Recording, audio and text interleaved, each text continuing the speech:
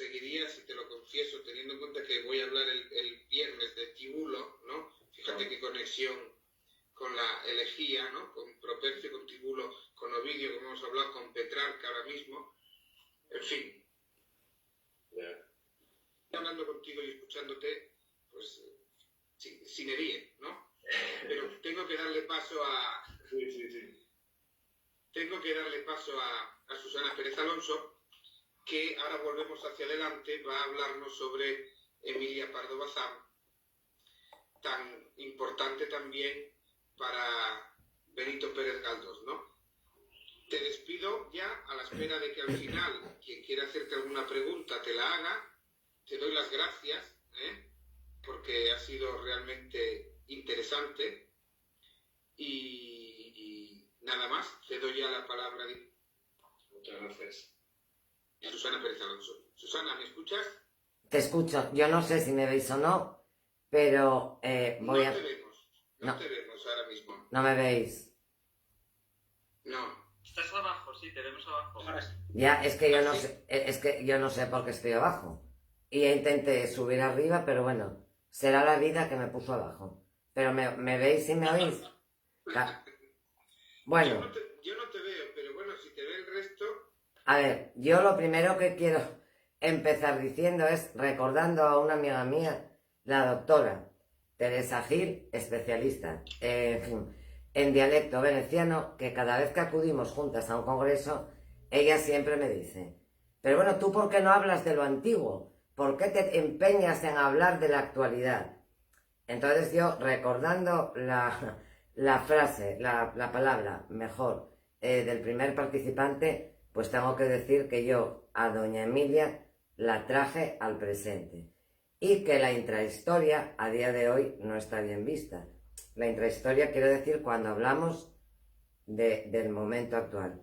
Yo no hice una conferencia, no preparé una exposición literaria, no sé por qué. Pero bueno, yo voy a leer lo mío. Espero no escandalizar a nadie, espero no ser tratada como doña Emilia y de verdad que no quiero ofender a nadie. Yo titulo mi exposición Doña Emilia, una mujer universal oculta tras los velos del escándalo. El doctor don Miguel Alarcos Martínez me invitó a dar esta conferencia y como es propio en él, me habló académicamente. Laura, Petrarca, mujer como objeto, mujer como sujeto, me alegra tu elección, doña Emilia. Miraba yo el vuelo de una torcaz y veía cómo se posaba en lo alto de un muro. Escuchaba un zureo lejano. Le respondí al profesor, vale. No respondí tal palabra en su sentido latino, en ninguno de ellos. Fue un coloquial vale tan repudiado por Lázaro Carreter y debo decirlo por mí. Intentaba asimilar lo que don Miguel me había dicho. Soy tan absolutamente simple que siempre me sorprende lo académico. Ignoro el motivo, pero es así. Mi enorme, grande es poco, amiga, la doctora Marcela Crespo Buitrón, profesora de la Universidad de Buenos Aires, siempre se ríe a carcajadas cuando pongo cara de sorpresa o voz peculiar cuando me dice, la academia pide se haga de esta forma. Así que entre zureos, vuelos de paloma y bellezas varias, pensaba en Laura y Emilia, sujeto y objeto, objeto y sujeto. Una asesina avispa velutina me hizo retroceder y mientras daba un salto pensé, todas las mujeres queremos ser objeto y sujeto. Planos, es cuestión de planos. Hablando en voz alta, por supuesto. Los planos, en el caso de la mujer, ignoran los hombres, son fundamentales y me atrevo a decir que necesarios. Y después de colgar el teléfono, mientras untaba con activa una de las raíces que estaba trasplantando, seguí con el soliloquio y pensando en todo ello un largo rato. No espere un exhaustivo análisis de la obra de Pardo Bazán, no lo haré. Existen brillantes estudios sobre la escritora y no creo pudiese superarlos. El tema de estas conferencias es ¿por qué? Y como primera reflexión les indico algo. No comprendo que deba existir motivo para leer a nadie. De la misma manera que siempre me pregunto el porqué de las cosas, eso es indispensable para mí, por niño que sea el asunto. ¿Qué motivo existe para que doña Emilia alcanzase la fama y llegase hasta nuestros días? Si diese uno, sería inventado, pero dado que me gusta inventar, lo haré, sin que lo que diga sea nada, comprobable o académico. a criterio de algunos. A Pardo Bazán le gustaba confrontar, y eso hacía. Hablar al gallinero masculino que no podía ignorarla. Lo intentaron, pero al final no controlaron el impulso de atacar. Los gallos siempre pican, cual peces. Las otras, las ignoradas, no lo hicieron. Carmen Maroja, Carmen de Burgos, Regina del Amo, Consuelo Álvarez Pol, María de Maeztu, no son prácticamente conocidas por el público en general, solo por minorías, y personalmente encuentro que algunas de sus obras deberían de estar reseñadas en los libros de texto, pero no las he visto nunca citadas, al menos en los que yo estudié. Quisiera introducir unos nombres femeninos en relación a lo que diré a continuación. Anne-Louise de Armagny-Necker, baronesa de Estel, Madame de Estel, Olimpia de Gouges, Hipatia, Santa Hildegarda de Bingen y Teresa de Jesús, por decir unas cuantas simplemente. Fueron mujeres, fueron adelantadas a su época y vivieron con anterioridad a la señora condesa. Por ello, la frase adelantada a su tiempo es manida, pero durante años he escuchado, leído decir sobre doña Emilia que fue una mujer adelantada a su época, una feminista y una mujer rompedora. No lo dudo. Lo que tampoco dudo es el aparente desprecio que sentía por sus congéneres, por casi todas. Cito: la conclusión inevitable es que Emilia Pardo Bazán mantiene en gran parte un silencio, discreto o interesado, sobre las literatas contemporáneas suyas, a pesar de hacer hincapié e identificarse con la larga y rica tradición de mujeres escritoras en España. Solo en el siglo XX, cuando ella ya es una figura sólidamente establecida en las letras españolas, empieza a adoptar el papel de mentora de literatas e intelectuales jóvenes. Pero si era posible para la Pardo Bazán adoptar una postura de silencio con respecto a las literatas coetáneas con ellas difícilmente podían ignorar la creciente importancia y presencia de Emilia Pardo Bazán en la esfera de las letras. Termino la cita. El último párrafo se refiere a cómo Pardo Bazán fue ninguneada durante años por las conocidas como revistas femeninas. A la vista queda que el rechazo era mutuo y solo el interés, también mutuo, condujo a una relación interesada entre una y otras. El naturalismo entraba en la cabeza de muchas de las integrantes de la generación de la autora. Y recalco, son mujeres quienes más la critican, defendiendo la necesidad de una literatura femenina. Cito: no será solo la asociación con el naturalismo lo que lleva a las literatas a preferir dejar en silencio a Pardo Bazán, sino más bien la actitud que perciben en ella de rechazo previo de lo que ellas mismas representan.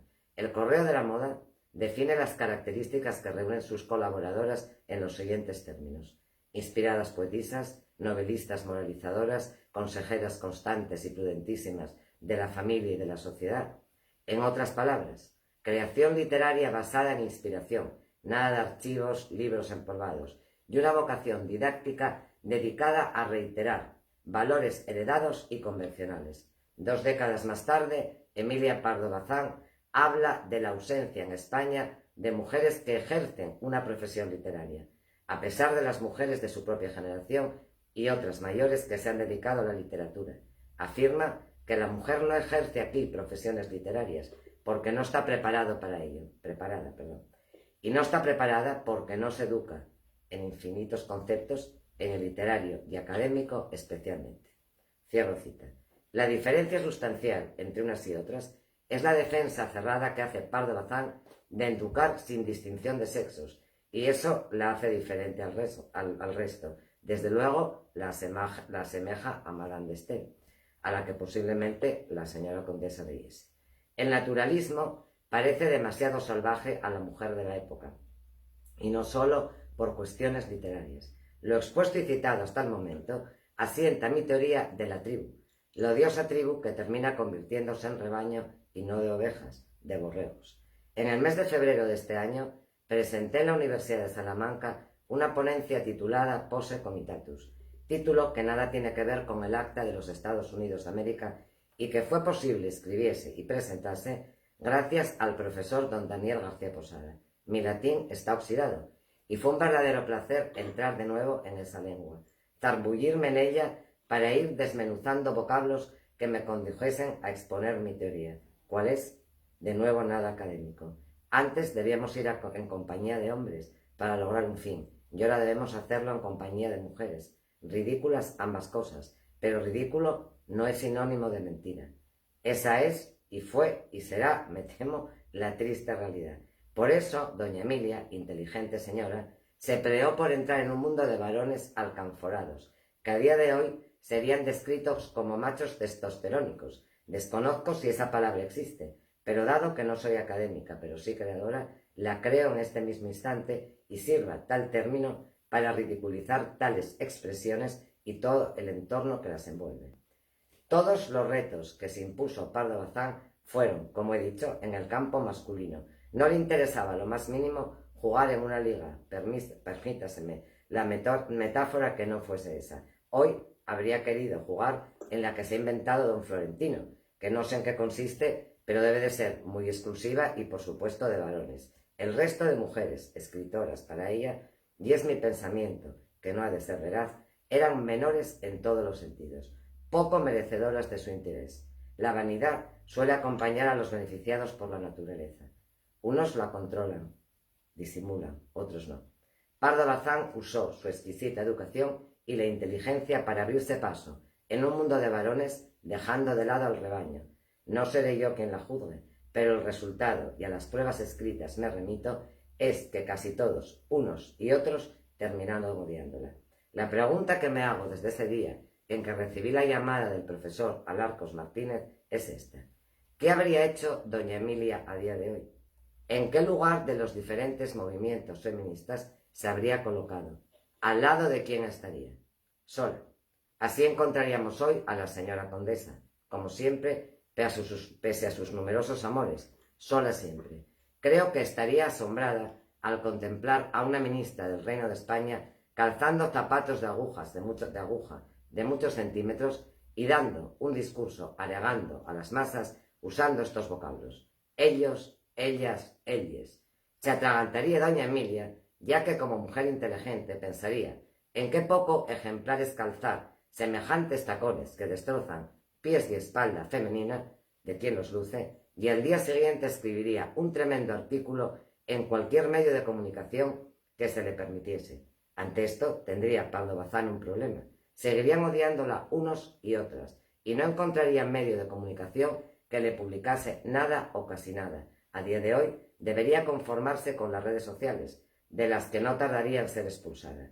Esto en materia de salud pública, y en materia de lengua volvería a atragantarse al ser incapaz de entender cómo una ministra utiliza el término elles, ya que pese a no haber logrado ser académica, sabía muy bien de la lengua asturiana y castellana, y sabría que elles es lo mismo que ellas, es decir, femenino plural. El asombro de la Emilia Pardo Bazán, trasladada a nuestros tiempos, no tendría desperdicio, y siendo como creo que era, volvería a querer entrar en el mundo de los hombres como juego, como fuese. Difícil lo tendría al haberse convertido en práctica habitual en nuestros tristes tiempos escalar esa montaña a la espalda de un ser del sexo masculino, y Emilia Pardo Bazán disfrutaba del amor por placer, no por intereses poco deseables, porque no le hacía ninguna falta. ¿Se moriría? O eso, o de nuevo la terrible palabra, soledad para la condesa. La manera de describir a otras mujeres sería censurada, denostada, y convertiría a la condesa de Pardo Bazán en una fascista, que no conservadora. Me temo que eso sucedería. Cito. Tomo prestadas las palabras del profesor Robert Harlan de la Universidad de Mississippi, Estados Unidos, al referirse a doña Emilia. En su conferencia en la Universidad del Paso, Texas, junto con la de Ciudad Juárez, México, el profesor Harlan se refirió, entre otras muchas cosas, magnífica conferencia la suya, a la condesa como brillante, contradictoria, feminista, monárquica, antirrepublicana y patriota. Y de forma pormenorizada hace referencia a un párrafo de La Vengadora en el que doña Emilia describe a una mujer americana, anglosajona, saltaba a la vista. La marca étnica no podía desmentirse, carecía de belleza, sus facciones sin frescura, sus ojos amarillentos, su cuerpo desgarbado, su talle plano, le quitaban toda gracia perturbadora, y para que me sedujese menos, Bastó el movimiento que hizo al volver hacia mí y tenderme virilmente la mano huesuda y rojiza que estrechó la mía sacudiéndola. Define el profesor Harlan a Pardo Bazán como una persona que se da cuenta que ni la España negra ni la dorada que algunos describían, es decir, vuelve a quedar en medio, que es quedar sola. Y dice textualmente que demuestra que escribe tan bien como un hombre e incluso mejor. Recuerda el acoso al que fue sometida por parte de los varones, incluso lo hace gráficamente al relatar cómo Valera la llamaba sandía con patas. Esto no ha cambiado. Esto no lo dice el profesor Harlan, no ha cambiado, esto lo digo yo. Les aconsejo que visionen su conferencia, les voy a dar después una dirección de Facebook donde está grabada. Las palabras del profesor Harlan me resultaron sumamente interesantes, no solo por su exposición, es la visión de un extranjero que ve de diferente forma tanto lo literario como el entorno en que se escribe, cuestión esta sumamente importante al analizar obra y personaje. La distancia en estos temas siempre es necesaria. A día de hoy me parece terrible que de la señora Pardo Bazán se escriba sin cesar que no logró entrar en la academia, pero una vez dicho esto se hable de sus relaciones amorosas. La gran rompedora, la independiente, la luchadora queda reducida en la actualidad y en periódicos patrios y extranjeros a una especie de devoradora de hombres, rozando incluso expresiones groseras que aluden a su ropa interior. Una vez más, poco han cambiado las cosas. ¿Por qué leer a Pardo Bazán? Por aprender lo que es escribir con perfección, por conocer aquella España en la que Flandes ya estaba en penumbra y en la que definitivamente se puso el sol en el periodo convulso del 98, por saber que toda mujer que lo intenta termina sola o malparada o insultada, que así era y así es por mucho que quieran engañarnos con sofismos, por aprender cómo una condesa educada y conservadora puede reflejar o defender a la clase social más baja en la tribuna y convertir a una cigarrera revolucionaria en protagonista. Interesante la explicación del profesor Harlan sobre el particular. Por eso pensé desde el primer momento en los planos, sujeto y objeto. Ella logró, en parte, ser sujeto del amor o la pasión de hombres insignes e iguales, objeto entre sus brazos. Logró ser sujeto y predicado de su propia vida. Emilia vivió, escribió y amó. Personalmente me quedo con la duda de si habría deseado ser otra mujer, Laura. Por eso hay que leer a Emilia para saber que posiblemente muchas noches de lucha habría preferido escuchar. Y así, cito, y así, turbada en el primer asalto, no tuvo tanto ni lugar ni aliento para con que pudiese estrechar en la estrechez armarme. Me gustaría decirles a los señores alumnos, asistentes, por supuesto los profesores también, que la academia es algo grande, es necesaria, pero no menos lo es poner en tela de juicio todo lo que escuchamos e incluso aprendemos. Quiero pedirles que de cuando en cuando salgan al campo y caminen por veredas y hablen en voz alta pensando en que si lo que han escuchado ese día o días antes tiene sentido para ellos, que cultiven el pensamiento propio, tan necesario como un libro de texto con el que jamás deben conformarse. Ese es otro de los motivos por los que hay que leer a la señora condesa de Pardo Bazán, para pensar. El principal motivo que tengo para reivindicar a doña Emilia Pardo Bazán y de la Rúa Figueroa, condesa de Pardo Bazán, en esta España resquebrajada entre insultos e ignorancia, es algo que podría ser terrible, o poder ser terrible para algunos, un drama, pero es cierto totalmente. Una monárquica, conservadora, antirrepublicana y liberal puede ser tan defensora de los derechos de la mujer como una republicana, tan buena escritora como una mujer de izquierdas. La negación de esto es la negación de pensamiento propio y el derecho a ser cada uno lo que quiera y ser feminista, ante todo, y mujer de pensamiento libre, es ser poseedora de pensamiento propio y no formar parte jamás de un rebaño, ni de cabras. Por último, les dejo una pregunta para la que nunca he obtenido respuesta yo misma. ¿Qué motivo existe para que tan ilustre dama llamase Marineda a su ciudad? Lo mismo hizo Clarín con la suya. Eufemismo exactamente está claro que no es, pero se asemeja. Cobardía. Muchas gracias. Las citas son doña Emilia Pardo Bazán y las literatas, las escritoras españolas del 19 y su literatura, de Mary Helen Bierder, Indiana, y de Robert Harlan, profesor Universidad de Mississippi, Departamento de Lenguas Clásicas y Literatura. Muchas gracias.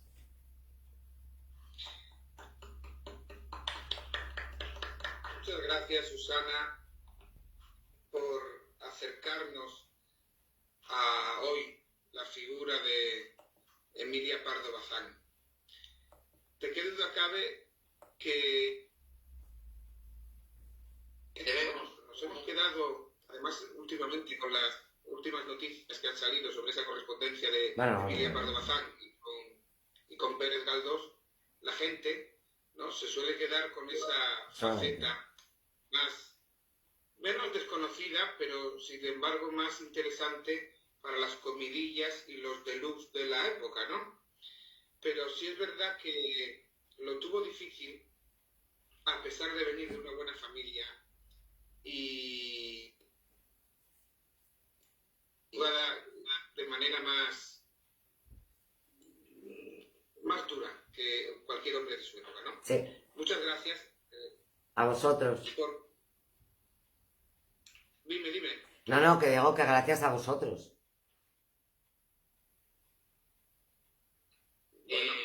Querida Susana, yo me caí antes mientras trataba de establecer cierto diálogo con Juan Ramón y he podido regresar ya cuando tú estabas en danza. Pero vamos a dejar que siga con lo que quiere plantear Daniel. Vale. Porque después de esto, digamos, el acto en principio dura hasta las 8:15 y tal. Luego lo que interesa es establecer un coloquio entre los tres que habéis intervenido a propósito de todas las cuestiones que se han planteado, por qué es importante a estos tres. Y luego, si alguien del público pues quiere también preguntar algo, pues será el momento. Entonces, Daniel, después de este inciso, continúa con lo que estabas diciendo. Susana, bueno, ¿no? No te preocupes, Miguel. Solo quería apuntar eso, darle las gracias, ¿no? Y, ver cómo ella, la Emilia Pardo Bazán, ¿no?, fue juzgada de manera diferente a, por ejemplo, a Pérez Galdós o a muchos otros escritores de la época, el simple hecho de ser mujer, ¿no? Era solo eso, un leve apunte. Me interesa más ahora que haya un debate, aunque tengamos poco tiempo, o que el público pueda preguntar para aclarar, profundizar y ampliar aquello que les haya interesado más. Así que ya directamente cedo la palabra al público y a los tres ponentes para que comenten aquello que consideren. Sí, oportuno. Sí, antes de nada, yo quiero plantear una serie de preguntas a los tres, preguntas que pueden responder los tres y que también pueden opinar al respecto el público. Y si al final de este viaje, ¿no?, del 19 al 14, del 14 al 19, de Galdós a Petrarca, de Petrarca a doña Emilia Pardo Bazán, ¿qué sacamos en conclusión, ¿no? ¿Por qué es importante leer a estas tres figuras de la literatura? Y entonces yo quería preguntaros a los tres que estáis ahí si seríais capaces de definir con tres adjetivos posibles por qué es importante leer a esta tríada de autores, ¿no? Por ejemplo, Juan Ramón, que ahora te tenemos aquí en pantalla visible, como invitado al fondo, con esta figura al fondo de Petrarca. ¿Tú qué tres adjetivos nos dirías para apuntalar pues la imagen de Petrarca, ¿no? Yo diría que leer a Petrarca es una aventura humana e intelectual extraordinaria. El cancionero es un episodio fundamental en la historia de Petrarca. Es que es indispensable, forma parte de... es un episodio fundamental. Para comprender la poesía del Renacimiento hay que leer el cancionero de Petrarca, si no es imposible. Y actual, yo creo que justamente por situar a la persona en el centro del universo, ¿no? Por situar ahí, en el interior de la persona, situar todo lo que se vive, se experimenta por dentro, y eso es justamente de lo que habla Petrarca en el cancionero. La experiencia del sentimiento es lo que pone cómo vive, cómo experimenta un sujeto todo aquello que le va pasando, es lo que forma parte fundamental del mundo moderno, en lo que está en el cancionero. Y por alusiones, solamente decir que con lo que estaba escuchando antes, que Laura, verdad que en la primera parte, Laura en el cancionero tiene dos partes claramente diferenciadas, porque en la primera parte del cancionero, verdad que es el objeto de la parte, pero en la segunda parte es un personaje completamente distinto. Ella está muerta ya, se supone, que forma parte de la memoria del poeta, pero se le aparece, tiene como visiones, ¿no? Laura se le aparece, se sienta a su lado, habla con él, consuela, y por primera vez mantienen una relación. Ella tiene voz propia, es un personaje con personalidad, puede expresar un tiempo que vive, ya no es solamente la dama altiva e inaccesible de la primera parte, sino que ahora está ahí, le consuela, habla con él, son como dos amigos que hablan mutuamente, ¿no? Y es una cosa extraordinaria porque Petrarca convierte, en la segunda parte del cancionero, Laura pasa de ser un objeto a convertirse en un sujeto dotado de propia, de personalidad propia, que es algo que no va a suceder básicamente en ningún poemario europeo del Renacimiento, en el que normalmente la mujer es solamente un deseo del poeta, ¿no?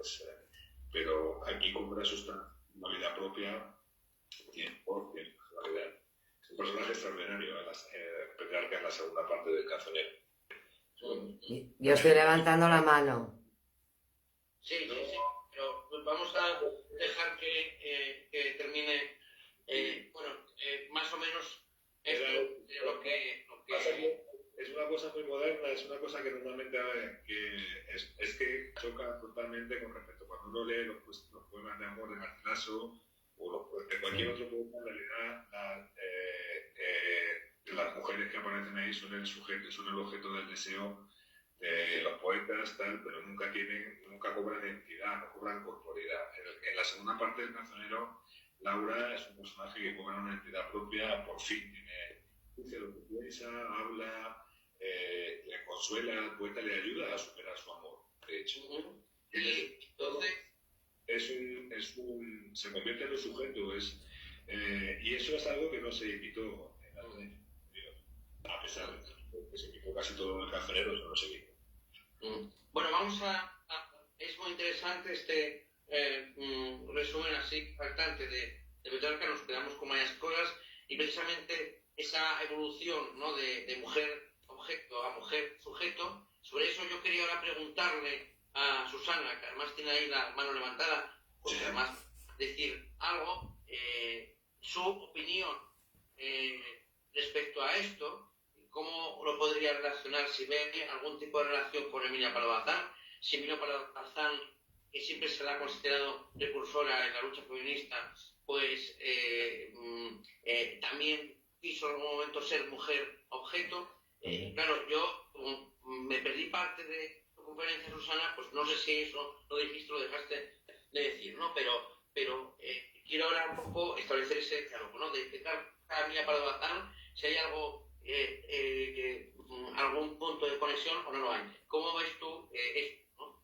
Bien, yo lo veo de la siguiente manera, y lo primero que quiero aclarar al profesor es que soy perfectamente consciente de las dos partes, que Petrarca me parece fundamental, no solamente literariamente, sino para conocer todo lo que va alrededor, San Agustín, Cicerón, como el profesor citó, y evidentemente cuando yo me refería a objeto y sujeto y objeto, era por la frase que me había dicho don Miguel. ¿Qué veo yo en común entre Laura y doña Emilia Pardo Bazán? Son mujeres. Yo, señora Larcos y señores asistentes, muchas veces en mi vida, los que me conocen dicen que bueno, que yo soy un poco, no sé, debo de ser como la americana esta viril, debo de dar la mano virilmente, ¿no? Yo muchos días de mi vida, porque a veces hay que sacar también de los personajes, de lo que estamos hablando, sacar un poco del contexto. Yo quiero ser una Barbie.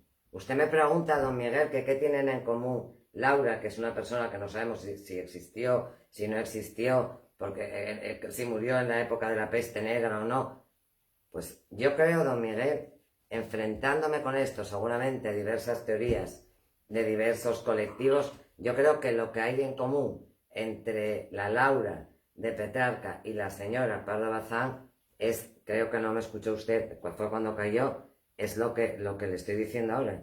Yo no dije que la señora Pardo Bazán quisiese ser una Barbie, ¿no? Pero cuando me refiero a que ella logró ser objeto, pero también fue sujeto y predicado, o sea, no solamente sujeto, sino sujeto y predicado, la señora Pardo Bazán, insisto, yo como no soy hombre, no me voy a poner en el papel de ustedes, que son siempre muy dados a la interpretación femenina. Yo no los voy a interpretar a ustedes. Yo como mujer, pues hay muchos días que no tengo ganas de más lucha y lo que añoro ser objeto de deseo. Quiero ser una Barbie. Yo tengo una amiga, catedrático de medicina, que en una ocasión me dijo algo que suena terrible. Estamos hablando de una mujer pues muy, muy especial. No solamente es catedrático, no es una catedrático cualquiera, bien. Y a mí me dijo, toda mujer al final lo que quieren es que un hombre le compre una Bru. Cuando estamos hablando, porque hay que aclararlo todo esto, de relaciones heterosexuales. Si no, da igual para una relación que no sea heterosexual. Lo que queremos es que alguien nos compre una Bru. No tener que darlo todo. Y yo supongo que doña Emilia, pero claro, como bien ha explicado el profesor Posada, todo esto de las cartas, yo tenía unas fotos aquí para enseñarlas de diarios argentinos, pero en fin, todo esto de las cartas es que hablan hasta de la ropa interior, hablan de unas bragas que tiró doña Emilia, o sea, eso raya en lo vergonzante para quien publica semejantes cosas que no podemos comprobar. Pero bien es cierto que de los diálogos que se cree que aparecen en las cartas, pues hombre, la fiera doña Emilia se convierte en una sumisa ovejita lanuda como las que podría tener María Antonieta en su palacio de recreo. O sea, eso es lo que une.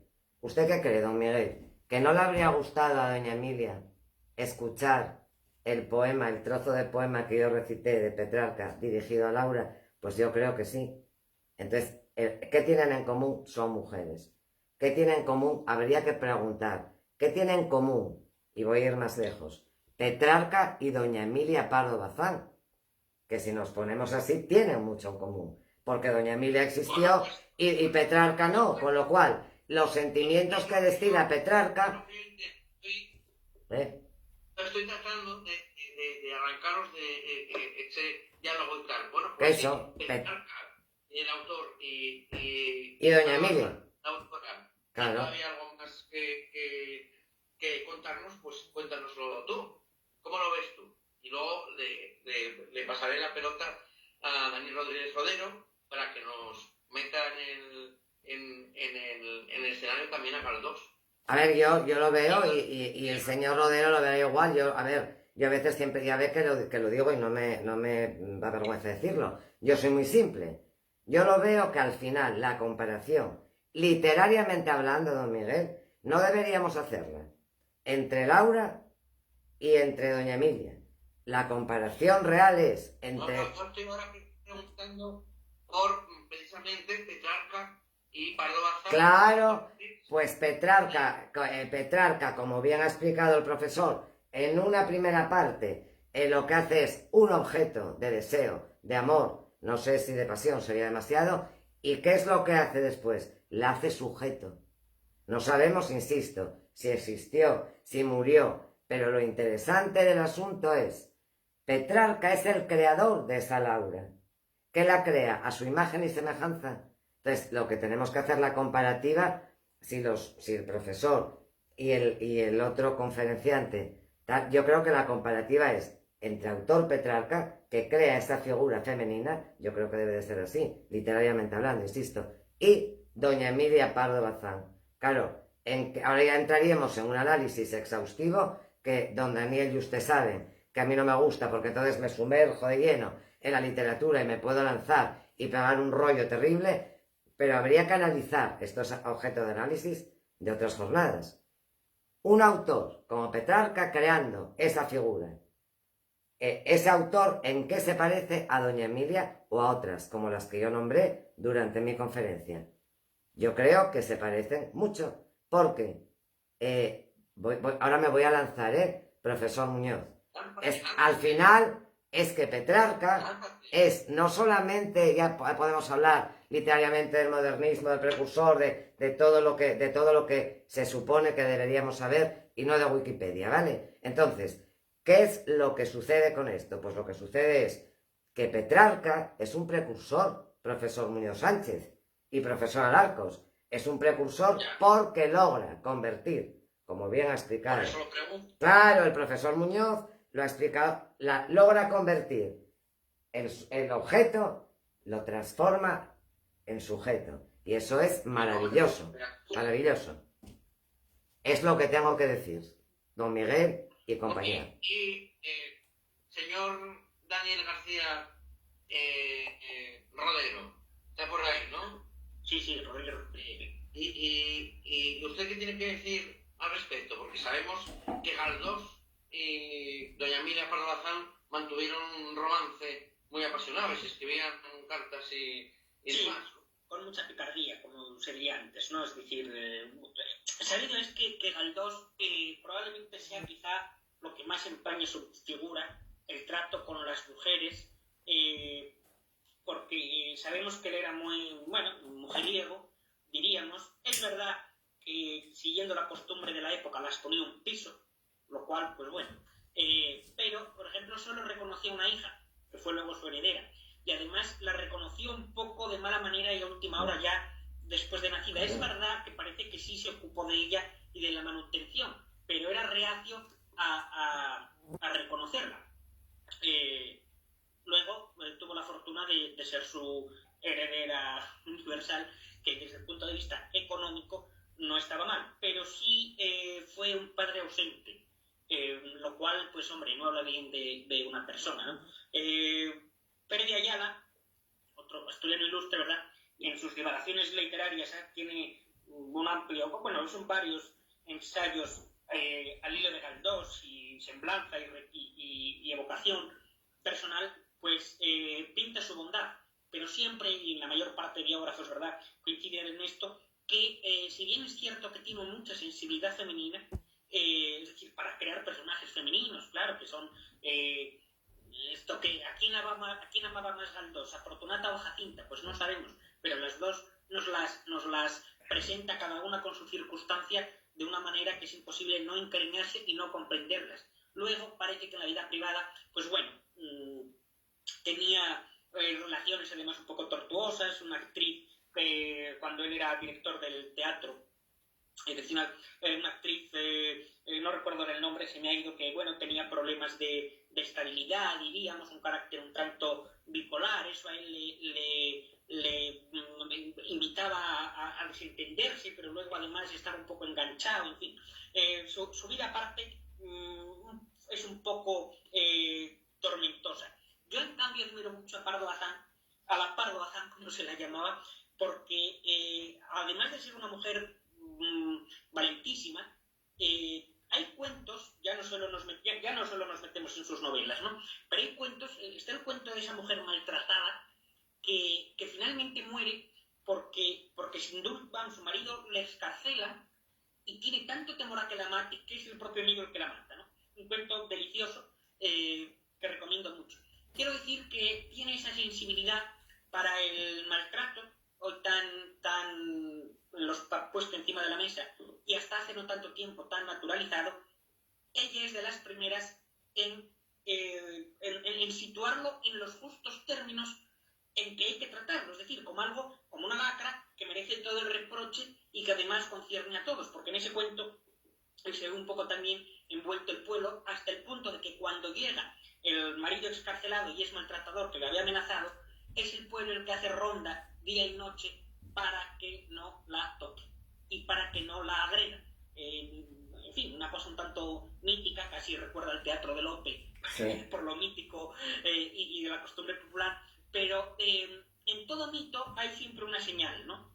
Y el hecho de que se mitifique eso y se sublime, quiere decir que eso es lo que hay que sublimar. Es decir, que es la responsabilidad de todos, leyéndolo un poco así, a banda de ¿no?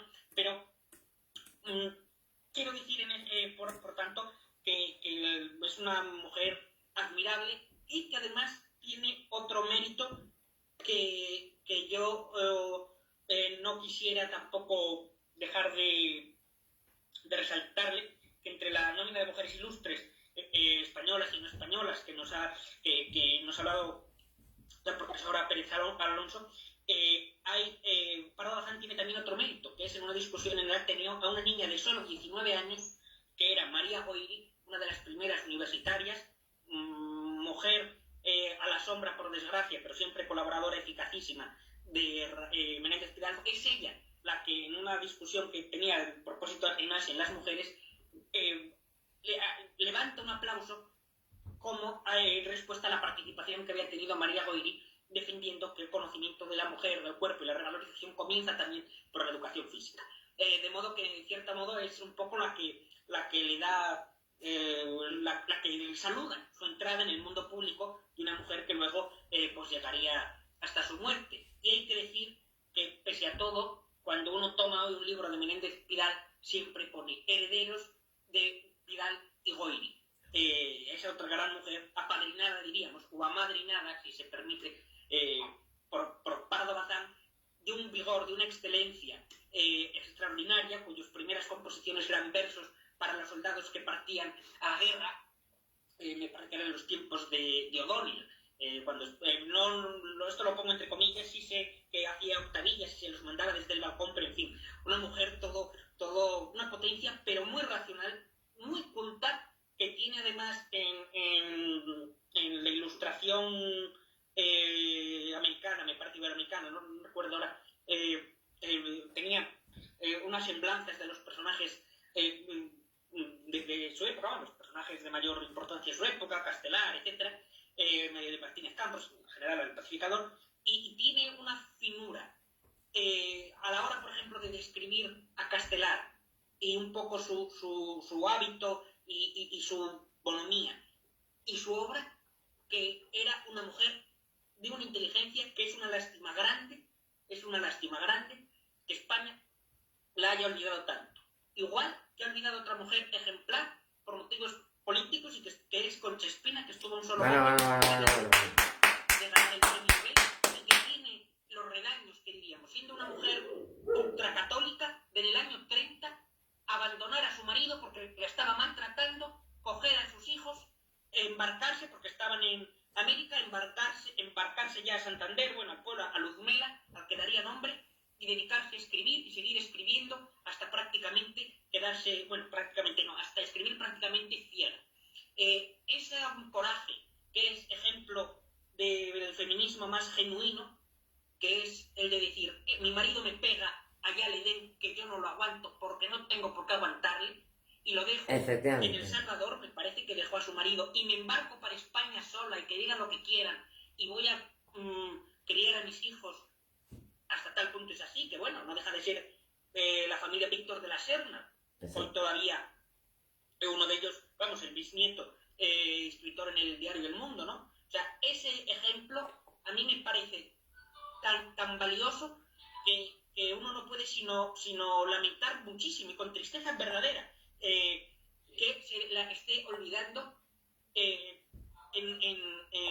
gran medida por razones políticas, porque su hijo eran muy de derechas, como es sabido, y Víctor de la Serna, además, cuando el Frente Popular y en la guerra le trata mal, el amor de madre la impide, y entonces al final escribe cosas muy elogiosas para Falange, probablemente más movida precisamente por lo que habían sufrido sus hijos dentro del conflicto que por otra cosa, pero que es uno de los empeños y y de los odios nacionales, de cómo todavía el santoral laico no está bien definido, y lo primero que se mira no es ni la obra ni el coraje que han tenido que poner en las circunstancias, sino el carné y la afiliación los unos y los otros. Y así es imposible no solo hacer un país, sino hacer mínimamente una sociedad respirable, donde haya figuras, digamos, canónicas al margen de a qué siglas dedicaron sus esfuerzos, porque todo el mundo ha tenido en algún momento una afiliación, pero que esta afiliación sea lo que defina. Y la Estos son unas conferencias sobre las dos. Pardo Bazán, aprovechando esto que se decía de Pardo Bazán, también quería recordar, por incluir estos dos nombres, a María Universidad de Oviedo y Universidad de Puebla. Concha Espina, porque recordemos que en el año 28 estuvo a un solo voto y fue 3 veces nominada al premio Nobel, y en el año 28 se quedó a un solo voto. En fin, pero es una de las tantas olvidadas que rompe una lanza en favor de la editorial Renacimiento. Me parece que está ahora reeditándola, y buena faltará. Que además, por cierto, es una de las...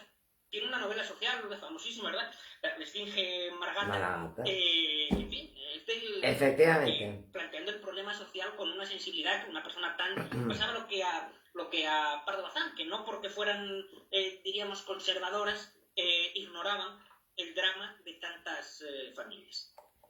Don Emilio, espera, don Miguel, déjame decir una cosa. Mercedes Formica, don Daniel. Mercedes Formica. O sea, es que en este país, como yo creo haber intentado exponer en mi conferencia, se olvida por razones políticas. Y es que yo creo que estoy diciendo verdad, es que a Luzmela, que le habían cambiado el nombre en honor a la señora que había dicho don Daniel, quieren volver a poner Mazcuerra, si no me confunde, pero no porque sea mejor o peor, sino por razones políticas. Entonces tenemos a Mercedes Formica, tenemos a esta otra mujer, tenemos a montones de mujeres, y de verdad, y quiero aclarar algo, alumnos y profesores de la Facultad de Letras, yo soy militante de un partido de izquierdas, es decir, no soy sospechosa de lo que hoy se llama fascismo, por lo que no es tal. Por lo tanto, no se puede reivindicar nada más a, ¿cómo se llaman esto? Las sin sombrero o las con sombrero, bueno, no sé, que ya me tienen aburrida. Hay que reivindicar también a mujeres como las que estamos diciendo ahora. Y es que resulta que el feminismo actual parece que las aborrece. Y no se puede juzgar la obra literaria de nadie por, a mi entender, por su pensamiento. Porque entonces yo, perdonen, a Neruda lo voy a dejar de leer. ¿Y qué les voy a decir ustedes de Godin? O sea, no voy a mirar nunca más una escultura suya. Porque lo que hizo Camille Claudel fue una marranada. Bien, pues yo creo que ha sido una rueda de Petrarca a Pardo Bazán, de Pardo Bazán a Galdós. Ya os ha tenido que ir Juan Ramón, bueno, pues ya estamos al fin del tiempo, tenía que dar clases. Y entonces ahora, si el público quiere decir algo, quiere hacer algún tipo de pregunta y tal, pues es el momento, y si no ya pues cerramos.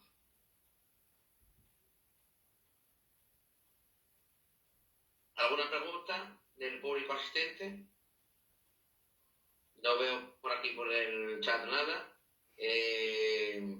Lo que veo por el chat son manifestaciones de que ha gustado mucho esta actividad.